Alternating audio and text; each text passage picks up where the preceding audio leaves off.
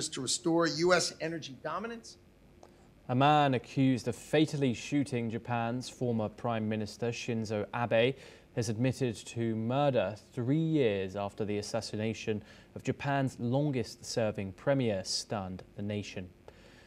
Tetsuya Yamagami, who is 45 years old, was arrested at the scene of the shooting in July of 2022 after allegedly firing at Abe with a homemade gun while the former leader was giving a speech during an election campaign.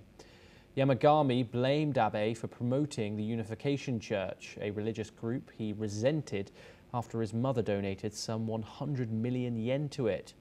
After Tuesday's first court session, up to 17 more hearings are set to take place by the year end before a verdict is handed down on January the 21st of next year. Let's listen in to what the defendant's lawyer had said. それは法的な可能性としてはもちろん検察が死刑求刑をする可能性はゼロではないと思います。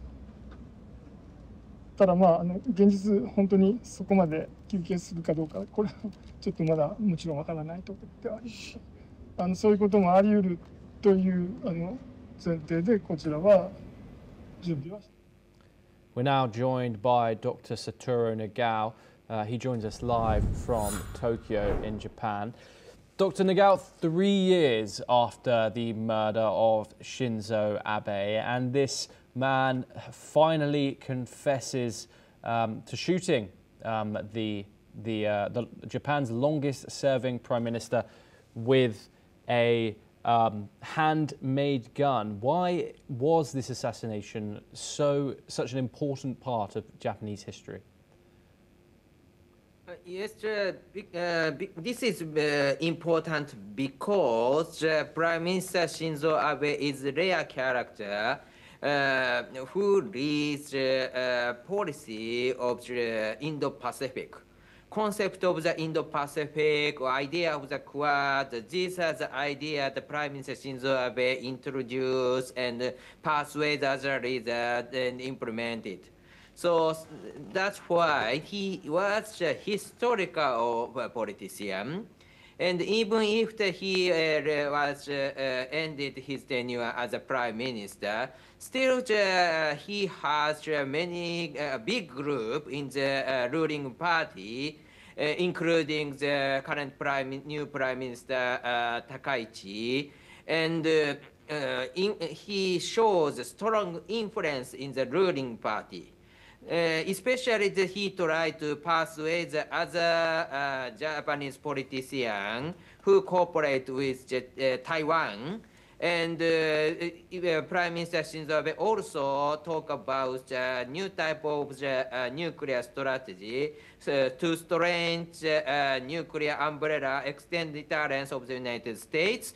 The nuclear sharing, like the NATO type, simply said, U.S. deployed the nuclear weapon to Japan, and Japan joined the decision-making to use it. But this is nuclear sharing. So that is the idea that he is promoting the nuclear umbrella with the United States is one of the issues that he is seeking. So view from this, without him, such kind of issue was a taboo, and it is not easy to talk. But because of him, the people can talk about this. But just the beginning stage, he was assassinated. This was a big impact. Indeed, in Japan, some of the people are quite anti-Abe, very strong against him. And this Yamagami is a hero now. In the prison, there are many presents he received. But at the same time, such kind of situation proved that how valuable Prime Minister Shinzo Abe, he is influential, important character, and today the President Trump clearly mentioned Shinzo Abe many times, and 4 times in the beginning, but after that clearly, repeatedly he mentioned Shinzo Abe was a very important friend of him, but at the same time, very important, influential politician in the history. So that's why this assassination is one of the turning point of the history, I believe.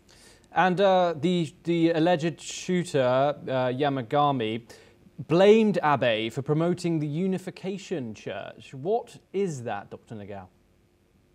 This is not a big impact indeed, because Unification Church try to support ruling party because they want to connect with the ruling party. And they try to connect with President Trump also. But they invest money to this party in the Japan, US, or other country. But at the same time, what kind of policy, what kind of the benefit they receive is still unclear. So they want to create a connection with this influential politician, and because of the donation, these politicians try to address the event in the Unification Church. But at the same time, that's is all the benefit to this Unification Church. Indeed, there is no illegal connection. There is no something the Unification Church got something support from the government. So that's why the image is, of course, one group donated and try to receive something is not good. But at the same time, indeed, such kind of deeply connection itself is not exist. Just receive the money and try to reply. That's all. Yes, Dr. Nagao, thank you very much for joining us here on the program. It's been a pleasure to have you on. China's foreign ministry has reacted to spying allegations from the United Kingdom. Foreign Ministry spokesman Guai Jianqian stated that reports of spying are disinformation, calling the allegations vilifying and smearing.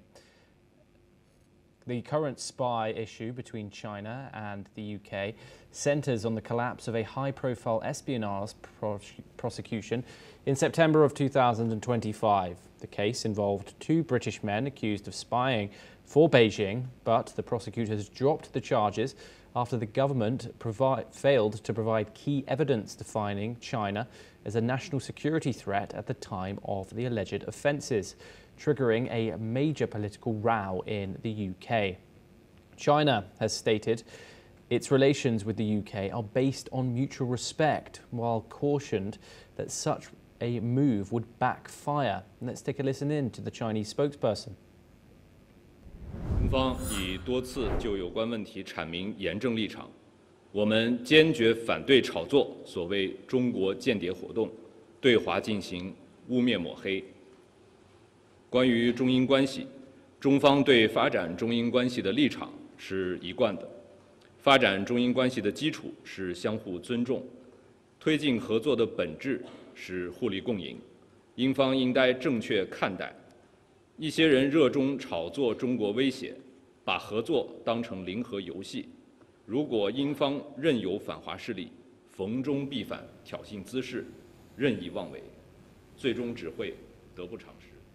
Now we turn to Africa, and Madagascar's military-led government, which seized power this month, appointed a cabinet of mostly civilian ministers, which includes some of the prominent critics of ousted President Andry Rajoelina.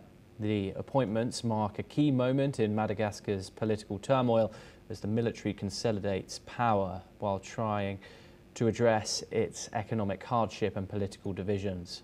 The military staged a coup earlier this month after former President Rajoelina fled Madagascar following weeks of youth-led protests, after which Colonel Michael Randrianrena was sworn in as an interim president days later. Meanwhile, Colonel Michael Randrianrena has said that a committee led by the military will rule up to 2 years alongside a transitional government until new elections can be organised.